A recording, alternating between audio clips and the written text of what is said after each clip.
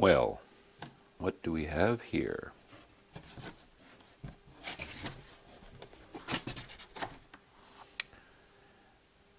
So this is the Newport Vessels NK180S brushless kayak motor. This is a 600 watt motor that I'm going to install on the back of my Hobie Pro Angler 360.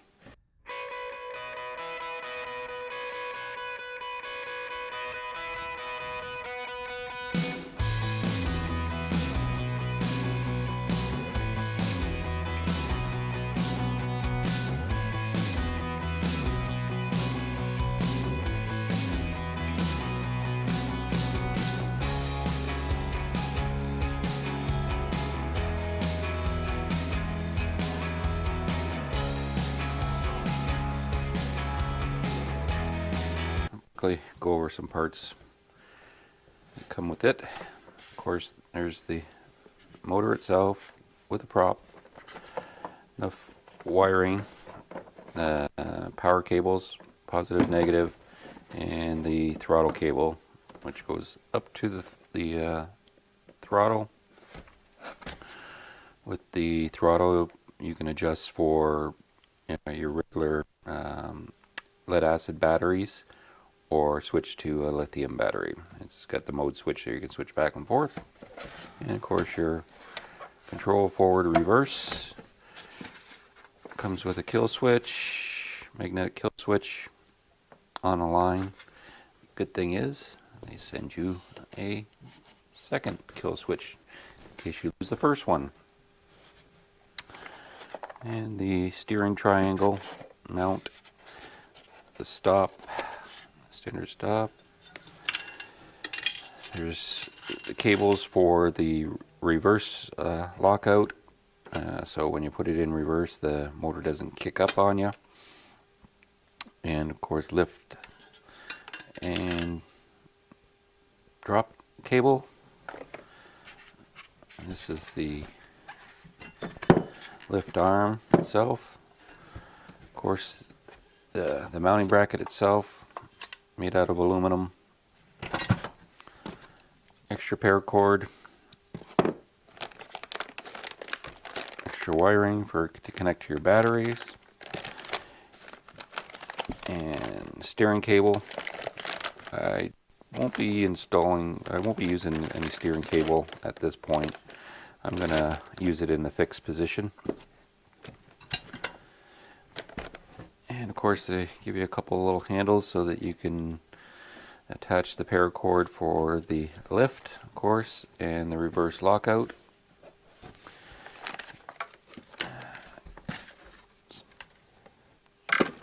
So this is one thing I had a hard time finding. It was right here on a cord. This is the pin that'll go in to lock it in a fixed position. And you get some hardware, stainless steel nut bolts to attach the bracket. Yeah, you can give you two 10mm wrenches. Those wrenches are better than anything you'll get with at IKEA. To attach this motor onto the Hobies, you'll need the Hobie power pole mount, and the Newport Vessels or NK180S bracket attaches right here where normally your power pole mount would be. So as it stands right now, you got to run one or the other. The power pole won't work on the back with the motor back there. And a couple of reasons why. Well, the mounting's here, but also when you pull the motor up and down, it kind of leans this way anyway, so this will be in the way. Maybe over time I'll come up with something to run them both at the same time. But for now, I'm just going to put the power pole off to the side, and we're going to go with this.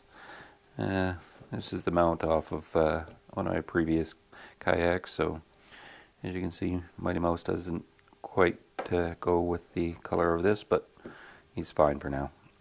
First thing I'm going to do is I'm going to install the mounting bracket onto the Hobie power pole bracket. The Hobie power pole bracket holes are a little bit smaller than the supplied screws that or bolts that come with it, so we're gonna open them up with a 5/16 drill bit.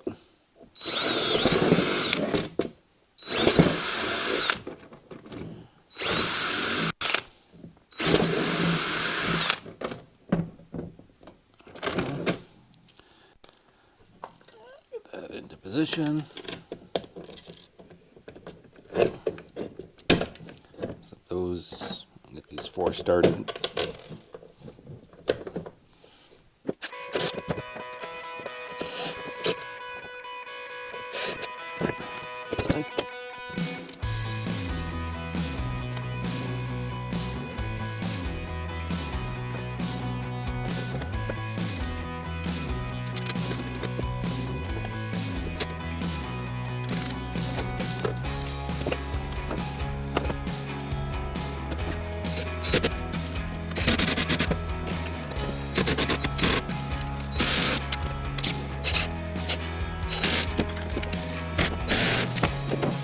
Alright, those four are done.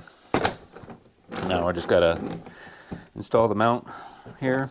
Simply we'll remove these two screws, we'll use those two, and then the mounting bracket goes on the back H-rail. So the next thing we'll want to do is set the height of the motor. So we're gonna get this up here. This is going to be a rough guesstimate for now until I'm on the water, and then we may have to make some fine-tuning later, but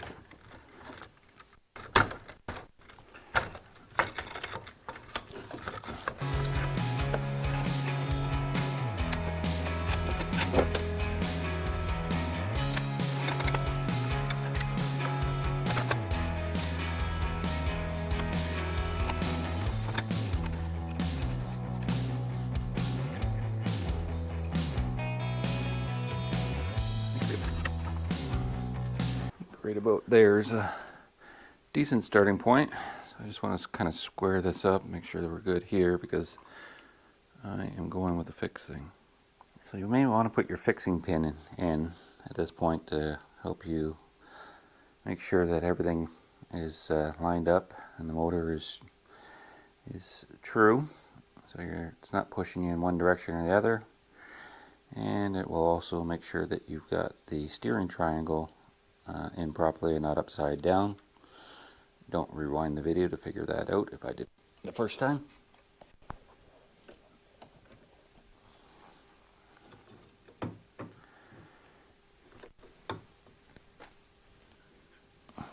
Again, for right now our height looks good, but like I said, may have to set on the water to see how, if we want to go deeper or if we want to bring it up a little bit.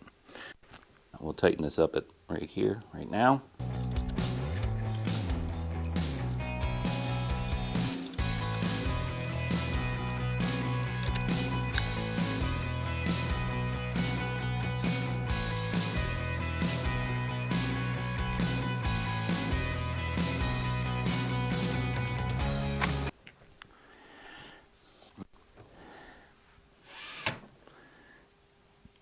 Here's the finished product, all installed.